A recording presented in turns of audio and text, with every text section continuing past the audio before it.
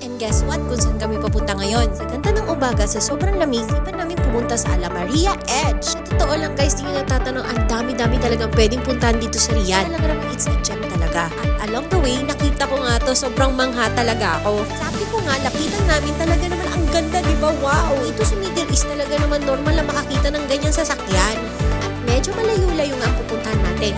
Dito, may stopover talaga ng petrol dito para pag naubusan ka, meron kang kargada. Ito palang Ala Maria Edge ay talagang 40 minutes to 1 hour ang biyahe from Kingdom Tower. Totoo lang guys, this is not my first time to come here. Kaya naman, ito na nga ang full video ng pagpunta ko rito. Mga alas 6 nga pala kami umalis ng bahay para makapunta dito. Dahil nga naman may kalayuan nga ito. Maganda nga itong time dahil ongoing yung development ng Saudi. Kung makikita niyo ito along the way, malapit na kayo doon sa Ala Maria Edge. Kung nature lover ka, talaga naman mag-enjoy ka dito dahil sa view pa lang, talagang panalong-panalo. At kapag pupunta ka rito, talaga naman kailangan mo na sasakyan. Mga nagpupunta dito nagka-camping pero hindi ganun siya kakilala. Inihambing ko nga pala to sa edge of the world dahil nga sa kanyang view. Mga nag-hiking dyan at saka nagka-camping, perfect spot ito. Nakita din namin na may mga nagpupunta talaga dito at nagka-camping. Talagang maaraw pero sobrang lamig dyan. 8 degrees kaya ngayon. Hey guys, meron talaga dito nagka-camping. Ganda ito sa mga nature's lovers, mga hikers, saka for a visit.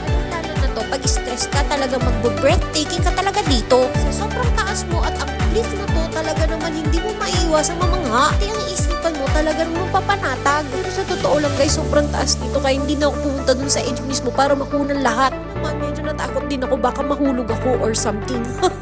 Actually guys, meron kaming mga dalang upuan at talaga magkakapisada kami pero sa sobrang lamig, nag-picture-picture na lang kami. Tumambay kahit sandali lang dahil talaga naman ang ganda talaga ng view guys. Marami pa rin po talaga tayong susurin dito sa Saudi. Kaya excited na ako pakita sa inyo lahat. Lalo pa sa mga ganitong view at adventure. Yun na nga guys, talaga nakapikit ako dyan pero malamig dyan. Thank you nga po pala sa ating mga taga-subaybay dyan. More videos and features, don't forget to follow, share, subscribe. Follow us for more features and ventures here in Riyadh Ventures. Thanks and bye!